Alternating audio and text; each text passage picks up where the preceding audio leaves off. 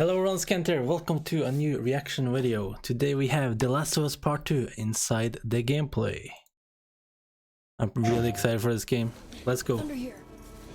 What the gameplay needs to do is immerse you in the world, give you as many interesting actions to survive in this world and overcome obstacles. And obstacles could be infected, it could be other people, it could just be the environment, it could be rushing water, anything that could happen in this post-apocalyptic world. Are you clean?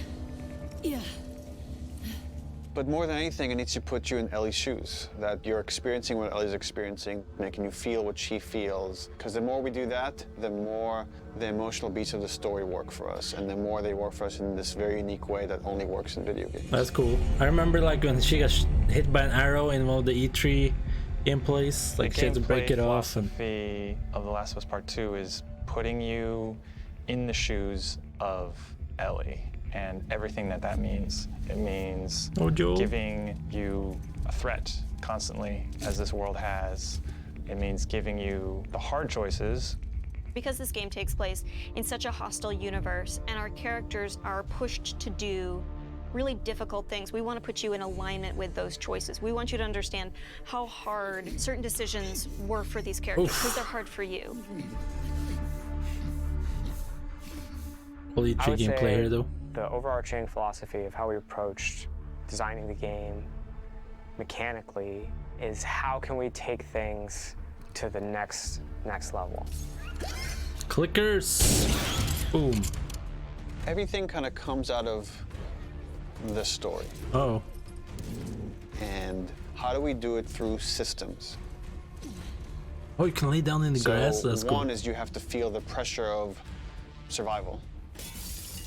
Survive by the skin of my teeth. How do I use all the scrap around me? Any kind of bullet, any kind of rag, any kind of bottle of alcohol. How do we give you that sense of being a survivor in this world?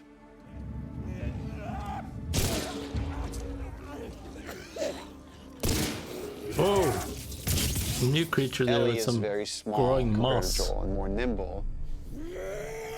How do we make you feel like you're not the strongest person in the room, but you still should be able to rise to the challenge and survive, you know, a fight with a bunch of people that are all bigger than you. Right. So therefore it meant creating a character and systems and mechanics that allow you to be much more nimble. And that's where we added a jump button.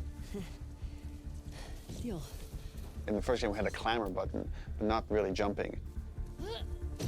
And here, Ellie can jump. The combat scenarios are much more vertical, where Ellie can use But it seems to be elevation scripted though, advantage. not actual jump button. Prone is a huge one. Prone, obviously, it means to lay flat on the ground. Something so simple, again, something that in real life you'd be able to do. That would be fun. Letting the player have access to all their weapons, all the items, crafting, everything, while in that position. And that would be fun. Creates so many more emergent things in gameplay. Now that we have this other state that the player could be in, which are very low to the ground, how else can we use this other than just hiding in vegetation? We're like, well, there's a lot of man-made things or different structures that have collapsed that allow just enough space for you to crawl under, which means that now, as enemies are looking for you, you can crawl under things and hide, and it's just one more way to assess your environment and use it to Ellie's advantage. Now, because you can hide under things, we made them smarter and gave them the ability to look under things. So while you might hide somewhere and be safe for a while, eventually they're going to start looking under stuff. And if you're hiding under a truck and they spot you, they're going to yank you out and then try to kill you. That's funny.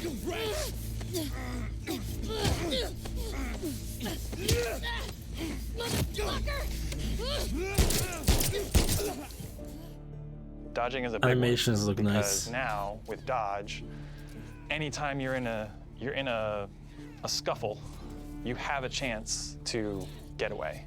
You have a chance to counterattack. It lets escape be an option as well.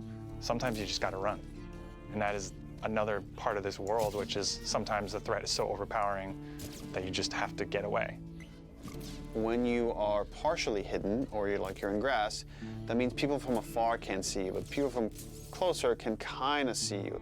They will eventually acquire you. You're not completely hidden when you're in grass. She went into the grass. Watch Watch yourself. And it makes you as a They player called become it much out. more aware of your surroundings. Jump, prone, dodge, all these things feed into both exploration and combat, because it lets us expand the space. The size of spaces can be bigger, the intricacy of spaces can be more complex, and it still works exactly as you would expect.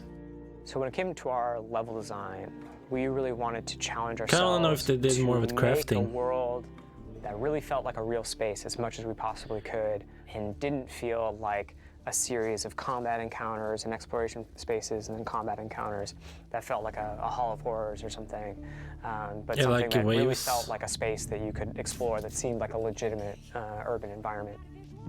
The And that first pushed game us to had some make kind of our defense sequences. level design even more open than it was in the first game, which for us at the time was pretty open. In this game, we've gone so far in making the level design open that there are actually entire story moments, entire combat encounters, like full scripted sequences that you may completely miss.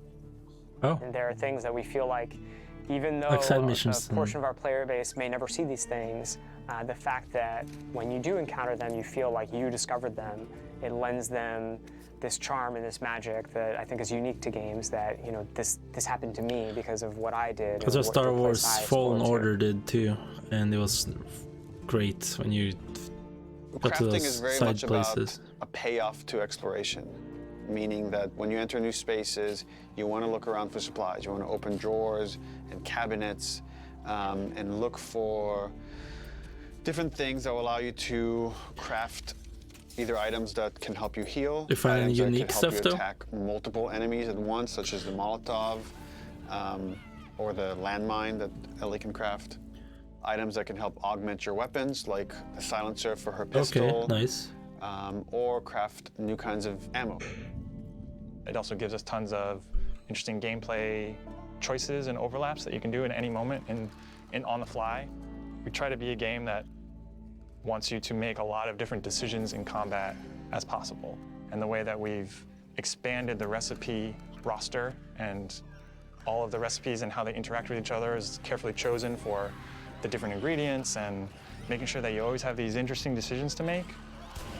We put a much stronger emphasis on the importance of the choices you make in the long term for your character.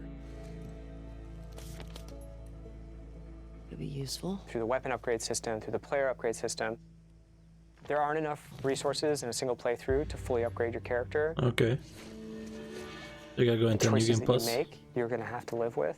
And we wanted to make sure that all of the choices that you made had a really noticeable and tangible effect on the way that you play.